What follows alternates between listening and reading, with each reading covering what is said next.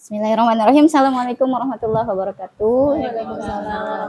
Terima kasih Bapak Ibu semua sudah hadir menyempatkan waktu untuk saya mendiseminasikan budaya positif. Mungkin sebelumnya kita sudah pernah ya mendapat materi ini waktu sekitar 2 bulan 3 bulan yang lalu gitu. Next. Nah, di sini ada budaya positif. Kalau kemarin kita kenalnya dengan disiplin positif ya. Kalau budaya itu lebih ke pengaturan di satuan pendidikan. Nah, kalau kemarin kan kita disiplin positif di kelas gitu. Kita berupaya ke satuan pendidikan. Jadi di sini saya sangat butuh kolaborasi dari Bapak Ibu semua untuk mempercepat pencapaian dari budaya positif itu sendiri. Nah, budaya positif itu apa? Boleh angkat tangannya, tangan kanan atau tangan kiri, dikepalkan ya. Nah, kemudian berpasangan. Yang nggak berpasangan, ya bertiga boleh lah gitu. Nah, sekarang tugas Bapak Ibu adalah untuk membuat kepalan tangan kawan Bapak Ibu di depan atau di sampingnya untuk terbuka. Apapun caranya, mau cara halus, cara kasar silahkan. Saya kasih kesempatan. Terserah Bu, mau pakai sentuhan fisik, sentuhan non fisik, metakognitif silahkan. Nah, gimana caranya kepalan tangan teman Ibu itu bisa terbuka Bapak Ibu? Nah, Pak Syafrul, kita aminkan dulu. Amin. ada yang terbuka, pokoknya jangan dibuka.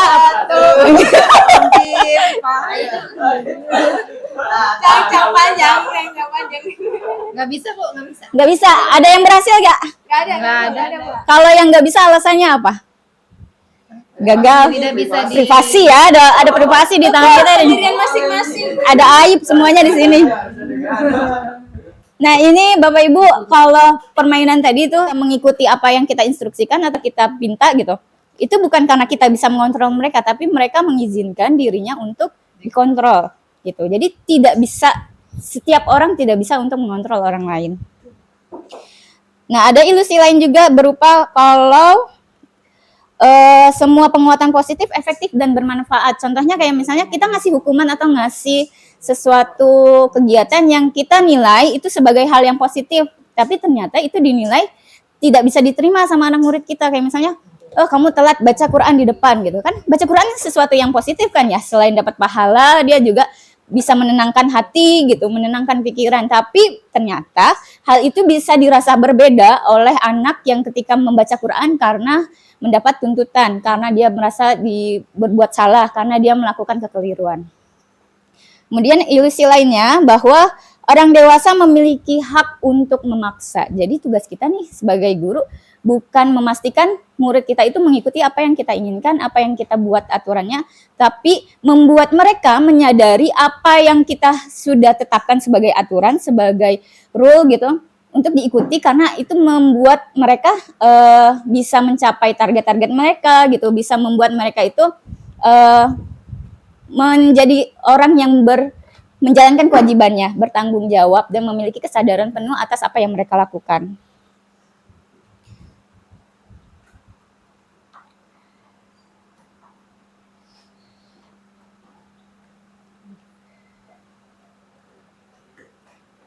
Nah, makanya di sini dari budaya positif kita akan coba lanjut ke slide berikutnya. Tentang keyakinan kelas. Kalau dulu kita bilangnya peraturan kelas, apalagi tata tertib kelas, kesepakatan kelas. Nah, sekarang kita nyebutnya keyakinan kelas. Ada perbedaan nggak sih antara keyakinan kelas sama peraturan kelas atau tata tertib kelas? Ada nggak? Kalau dari segi bahasa aja nih. Beda. Kalau keyakinan itu sesuatu yang sudah disepakati dan mereka meyakinkan diri mereka untuk melakukan hal tersebut. Berarti datangnya dari dalam ya Bu ya. Kalau kesepakatan bisa jadi kita udah sepakat nih ya, pulang jam sekian. Tapi ternyata ada orang yang meyakini nggak boleh pulang jam segini gitu. Harusnya pulangnya jam segini, harus udah selesai dulu tugasnya. Nah, itu kan keyakinan. Kalau kesepakatan bisa jadi dia menyetujui atas dasar tekanan. Terus bukan hal-hal yang dari dalam dirinya sendiri, tapi dari luar gitu. Ada orang yang dipaksa untuk menyepakati. Nah, kayak tadi tuh kita harus buka genggaman tangan teman kita. Ada yang bilang, coba lihat ada apa gitu. Nah, tanpa sadar kita membuka kepalan tangan kita. Bisa jadi anak-anak kita itu ketika membuat kesepakatan kelas dia iya aja karena tidak sadar ketika saat itu di keyakinan itu tidak datang dari diri dia gitu. Karena temennya bilang iya iya, karena gurunya galak iya gitu. Jadi faktornya dari luar.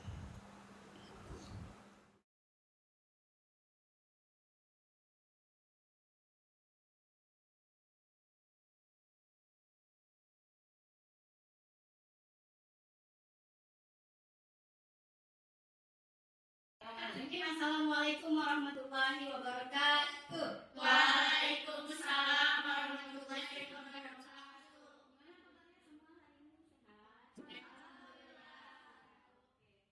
Hari ini kalau khusus pelajaran Rufina mau ngobrol sesuatu. Kalian coba sekarang pikirkan apa aja hal-hal yang membuat kalian itu nyaman berada di kelas, belajarnya bisa fokus, kondusif, terus bukan kalian gantian maju ke depan untuk menuliskan laporan tulis. Oke? Silakan dipikirin dulu apa? Kan? Oke, siapa yang mau maju duluan? Silakan. Silakan apa? Boleh berdua.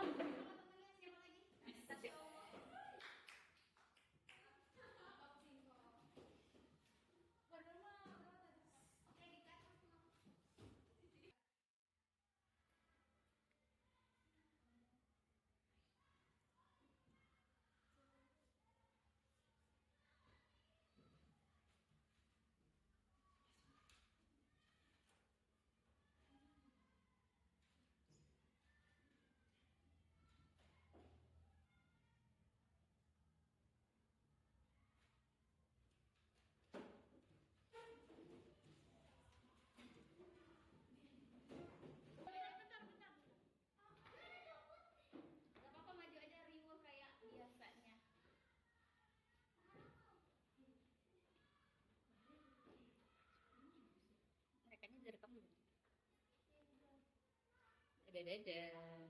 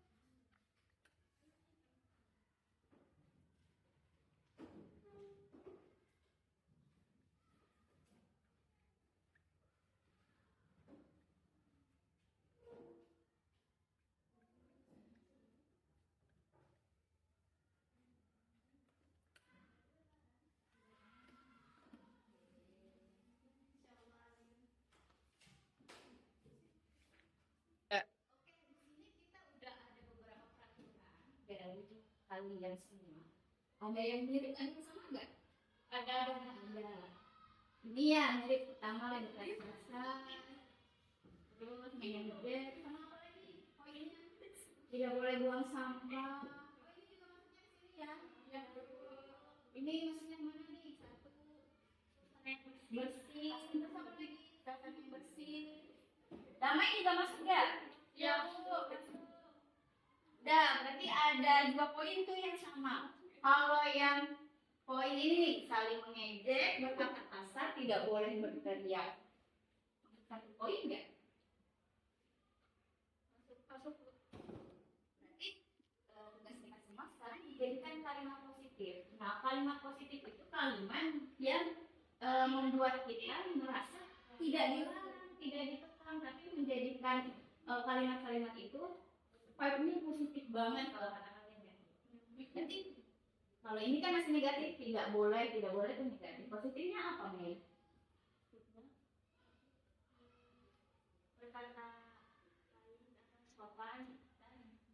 Oke, berarti di sini dirubah ya jadi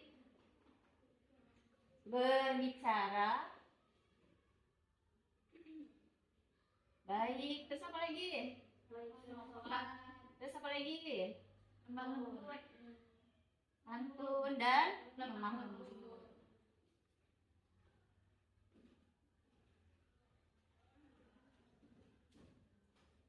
Poin mana lagi yang sama? Ada yang bisa kasih tahu gimana Bu?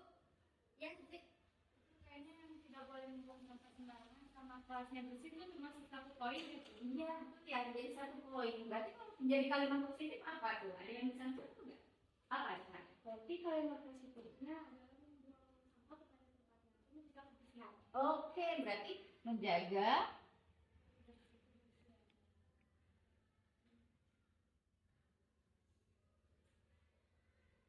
tapi sama rapi enggak? Atau bersih aja cukup? Sama deh kayaknya. Oke, berarti jadikan tadi yang menjaga kebersihan dan kerapihan. Nah, berikutnya kalimat mana lagi yang kita mau ubah jadi kalimat positif? Nih masih negatif nih, tidak boleh makan di saat pelajaran. Ada lagi nggak yang mau ngasih tahu? Apa sih bentuk kalimat positifnya? Kan? Oke, kita udah dapat nih 5 poin keyakinan kelas kita hasil dari tadi aspirasi kalian. Nah, menurut kalian dari 5 poin ini ada yang perlu ditambah, dikurangi atau diganti nggak? Kayaknya udah ya cukup. Berarti 5 poin kita anggap sebagai 5 keyakinan bisa kita sepakati. Bisa seperti ini, bisa. Berarti kita harus jalanin ini semua. Sepakat? Sepakat. Terima kasih karena waktunya sudah habis. Di lain waktu